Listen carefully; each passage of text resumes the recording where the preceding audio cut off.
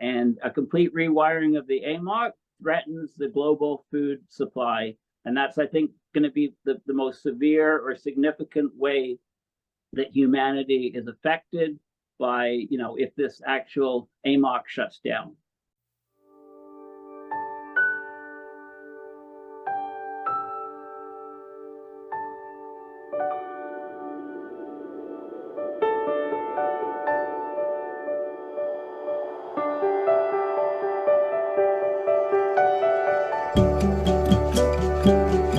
Hello, everyone, and welcome to another Climate Emergency Forum. My name is Regina, and I'm your host. As always, it's good to see you all. AMOC Amok. Not that kind of AMOC, but that kind of amok. What am I talking about? AMOC Amok? Okay, so I'm talking about something that most of you are probably aware of. It's called AMOC for short. So what is AMOC? It's the Atlantic Meridional Overturning Circulation. What's circulation? Well, listen, everything is circulating. We have blood circulating through our bodies that keeps us alive. The amount of time that it takes our blood to go full circuit is really just such a short amount of time. And if we're going to be talking about bodies and circulation, we can't forget the most important body. That is the body of water that makes up over 70% of our planet. And our body of water is just like our human bodies. It also circulates. And there's been a lot of discussion about this very important circulation. A lot of people are concerned that with the intense warming of the oceans, which we're now in August of 2023, we have probably heard, or you have probably heard, the great deal of warming in oceans all across the earth. My gosh, the oceans in Florida, 100 degrees Fahrenheit. Who can survive this? Well, a lot of people are wondering if the AMOC can survive this, because there's been speculation that with the warming of the water, it's getting a little cattywampus, shall we say, getting a little jiggity-jaggedy, getting a little slow, getting a little, as Paul might say, wavy. So I've heard tell that it can take many, many years for it to go full circuit. Well, I've heard that it could take up to 1,000 years to go full circuit. And I'm wondering if this is true, Paul, where it starts, where it ends, why it takes so long to go full circuit, and what is it that we're talking about? Yes. So this is a very, very significant finding, the recent peer-reviewed paper, which is talking about the AMOC, the ocean circulation, because it looks like the AMOC is the slowest water circulation, slowest ocean currents that it's been in well over 1,000 years. It is heading to what could be a total collapse. In other words, it would just stop circulating and it would reestablish circulation at lower latitudes. And this would be actually quite catastrophic to the climate system. It would completely change the whole climate system. So the new research showed that the probability of this shutdown is something like 95% probability that it will occur between the years 2025 and 2095. This is a new finding because it goes against the Intergovernmental Panel on Climate Change last report that came out a few years ago that said the risk was extremely low of a possible shutdown. So just to remind you, you have to think of heat transfer on the planet. The equators are warmer, the poles are colder because of the geometry of the Earth and where the sun is, etc. So that heat has to be transferred from the equator to the poles, and it does it in the ocean currents, and it does it also in the atmosphere. The atmospheric currents that get set up, the jet stream, about 2/3 of the heat is carried from the equator to the poles in the atmosphere system because the winds are moving very quickly. In the ocean, about 1/3 of the heat is transferred because the ocean currents are much slower, but the oceans, of course, can hold a lot more heat. So the AMOC is, think of the Gulf Stream moving north, very, very warm ocean currents.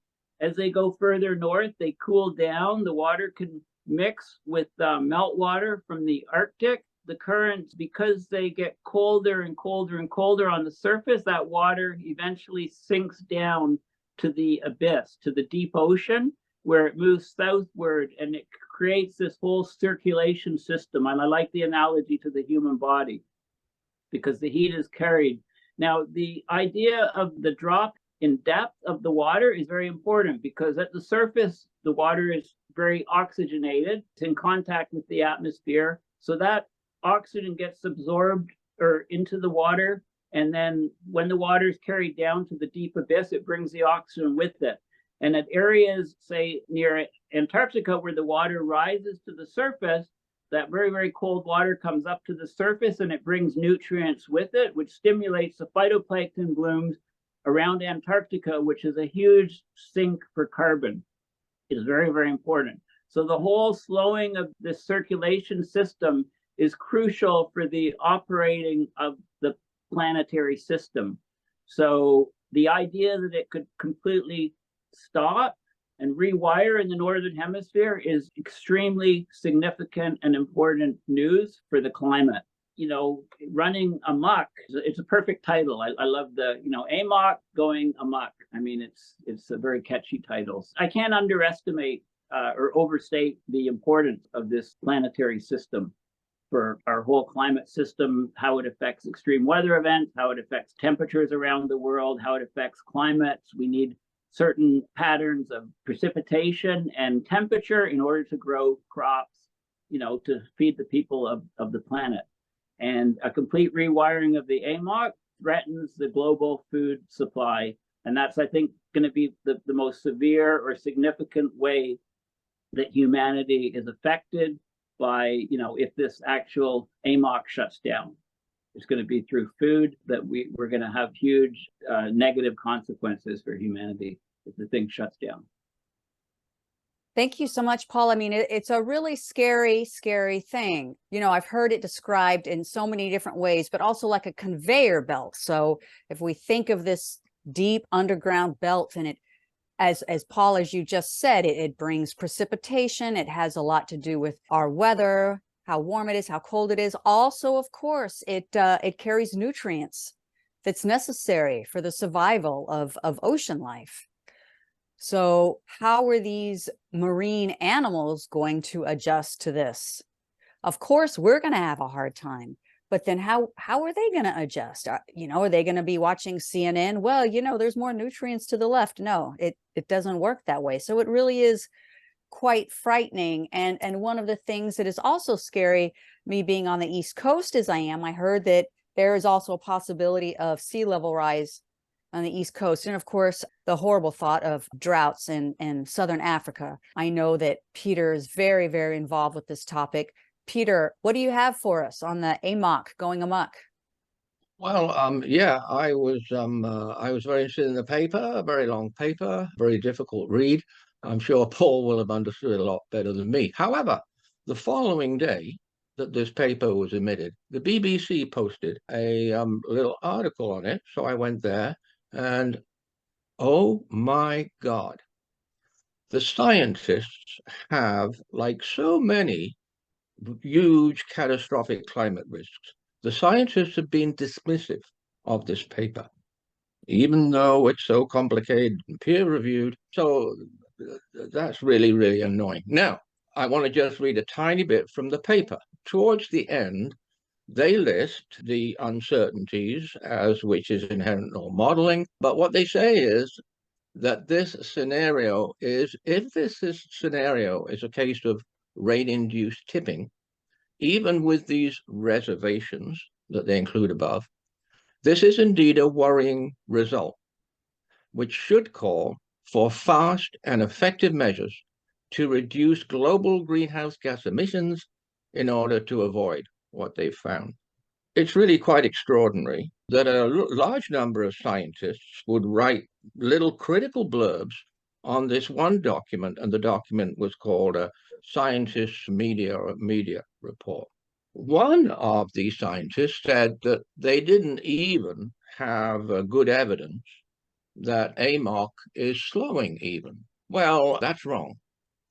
So I'm just going to go to a whole list of quotes for you now. And the first one is from the sixth assessment of the IPCC, which says the Atlantic meridional overturning circulation will very likely decline over the 21st century for all scenarios. So even if it does that, it's disastrous on the planet. None of the model features an abrupt collapse in the 21st century. But listen to this, Paul. But they neglect melt water release from the Greenland ice sheet.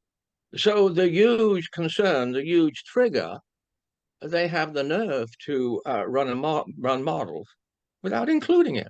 So that sort of dispenses with the IPCC's authoritative statement that, well, it will not collapse. And they've been saying that for years. Well, there's lots of other research which supports this research paper. 2021, observation-based early warning signals for a collapse of the AMOC. And this is a paper that approaches it direct observation, not the whole complicated statistical thing of the other paper. And now I want to point out the title of this paper. The first word is warning. Warning. Now, this is really unusual. Climate scientists do not issue warnings. They just don't. The other thing about the IPCC, which most of the climate scientists have followed, although there's been some exceptional, important exceptions over the past couple of years, they don't do risk. So the IPCC does not do risk. That's obvious in so many kinds. Their definition is a likelihood. They don't do the magnitude. So if you're doing an environmental health risk assessment, this evidence, and there are other papers, is way more than enough to react immediately with an emergency response, which of course we all know is to slash greenhouse gas emissions. So here we have a paper issuing a warning, and in the paper they say what we need to do to not have this risk is slash greenhouse gas emissions, which has not been welcomed by their colleagues at all. It's actually been criticized. But I think the criticism is part of the fact that climate scientists are in the habit of not thinking risk, and they're not thinking in terms of catastrophic risk avoidance, or what I would call zero tolerance risk. And so there are other papers. There's a fate of the Atlantic meridional overturning circulation, strong decline under continued warming. That was published in 2016. There's also a couple of interesting papers that I remember over the weak Labrador Sea convection, in which the authors said that we really need to be very worried about the Labrador gyre slowing. There you go. I'm probably out of time, but there is more than enough published peer-reviewed science to support this warning. And all of the scientists should act and say things and get in touch with their governments to support this warming, because this is always, as Paul indicates, always been, in the view of the scientists, the ultimate abrupt tipping point planetary catastrophe. It's always been that. Actually, the only one, although we know there are many more. Well, thank you so much for that, Peter. Well, we can always count on you to sound the clarion call. And of course, there are many, many things to sound it about. This, of course, being one of them. I have heard that precipitation patterns over equatorial regions would shift downward. And this downward shift would directly affect many, many, many things, including agriculture, food prices, transportation, construction disease, and of course, one of my favorites, immigration, which of course we know leads to political instability. So it's not just like this part of the ocean is going to be a little warmer, this is going to be a little cooler, a few fish will go hungry. As we know with the climate, as we know with the planet, well, you can't mess with Mother Nature, because, when you do, Mother Nature strikes back much harder And these small little things that maybe on a planetary basis don't affect the globe as such in a very big way. If you're a living being who has evolved to live under the conditions that we've been living under for many tens of thousands of years and more, it's going to affect you. And that means us. And that means all the other living beings on the planet. So small things make big differences, including southward shifting rain patterns. Sorry to interrupt, but I forgot to just mention that I have this graph image from the IPCC6 assessment, which starts at 1850. And it shows, and other studies have found this, that around 1900, the AMOC starts to weaken. And then it picks up a bit. And then 1990, it goes into a decline. And it's a definite decline, and it's a rapid decline. Sorry to interrupt, but I forgot that. No, thank you. That's a very important point. And I wanted to see, Paul, if you had anything. Well, I want to, continue to hear your thoughts, and if there are other consequences that you can maybe speak to that this AMOC Amok might bring for us. Thank you, Peter and Regina. I'll talk a little bit about the history of what we've seen. I mean, Peter just mentioned about how it was changing over time, the AMOC. Wally Broecker is one of my hero climate scientists from the past, and he studied ocean currents for many years. He passed away, I don't know, a number of years ago, but he has this famous quote about the Earth climate system being a wild beast. And we're humanity, with our emissions and what we're doing to the planet, we're poking this wild beast with a stick, right? We're awakening the wild beast of the climate. And we're starting to really suffer the consequences. So he was one of the first people that really seriously looked at what would happen if the AMOC actually shut down, Wally Broecker. We know the AMOC is slowing. There's been a lot of controversy as to whether it's actually slowing in a trend, or people a number of years ago, there was a paper about it slowing down 30% or so. And then another paper came out saying that, well, this is just maybe seasonal variations of it, natural variability of it. But as Peter said, the trends are very clear that it's been slowing down. I mean, we have at 26.5 degrees north latitude across the oceans, the Atlantic, we have a whole series of buoys that are anchored to the seafloor, and they measure the ocean currents at different depths. We also have thousands of Argo floats, which descend from the surface down thousands of feet, and then they collect all kinds of data on the water column, temperatures, salinities, oxygen levels, all kinds of stuff. And then they surface and they automatically transmit their data to satellites, and then they repeat the process. And they're carried by ocean currents, but there's some of the newer ones are like underwater drones or UAVs, underwater autonomous vehicles that can actually propel themselves in certain directions that they want by just controlling buoyancy. So the technology to measure the AMOC, the ocean currents, is getting better and better all the time.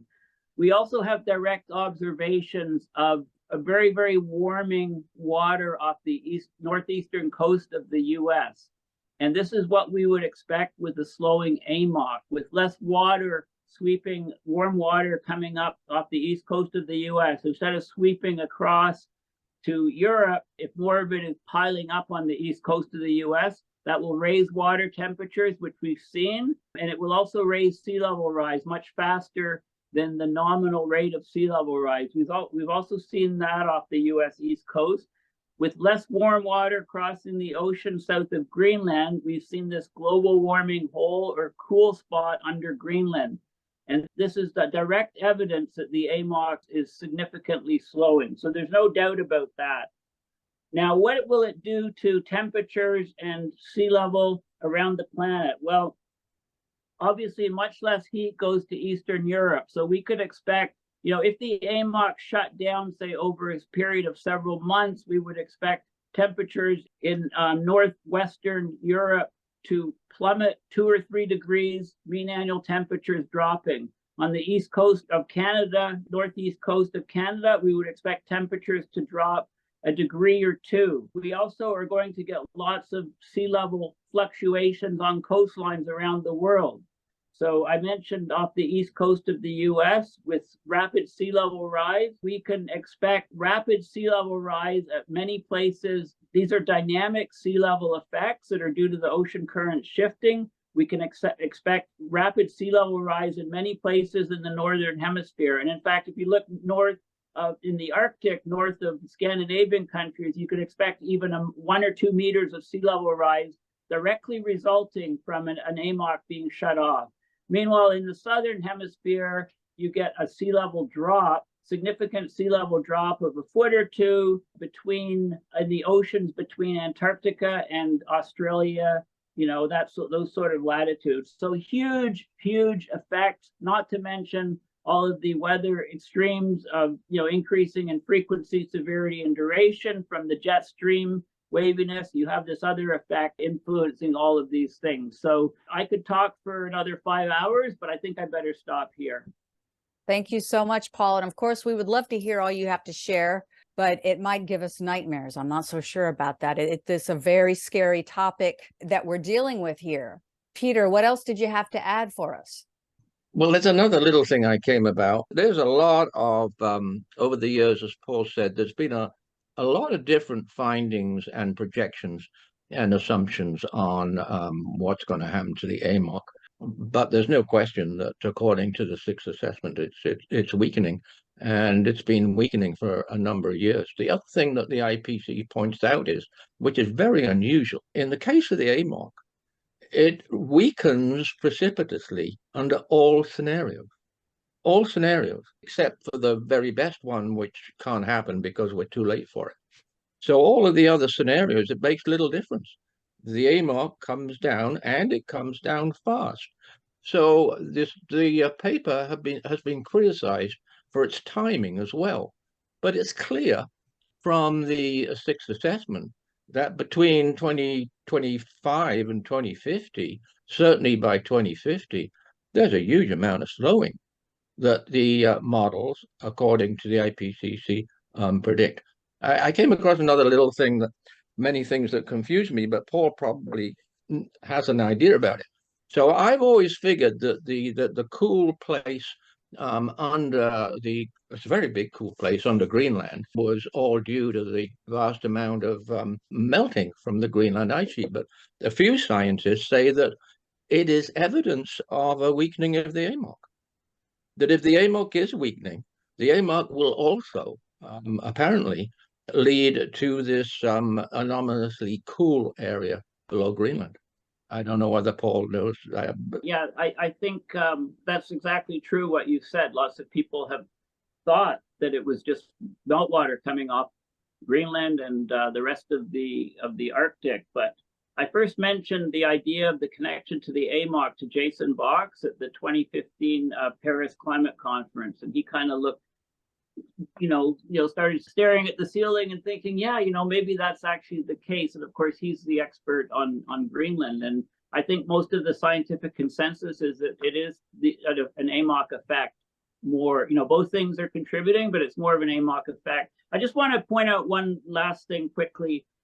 When we have a system about to cross a threshold, nonlinear system, and flip into a different state, which is exactly, a situation with the AMOC if it was to shut off, you often see what's called the critical slowing down in the system of frequencies. So the system, instead of responding quickly, it lurches from one state to another, and you also get a lot more variability before the final shutdown. So I think that so what I'm thinking might be happening is all of those marine heat waves and global temperature extremes in the water off the UK, the global warming hole south of Greenland, the water off of South America is acting very strangely. The currents are acting very strangely. There's some really cold spots there as well.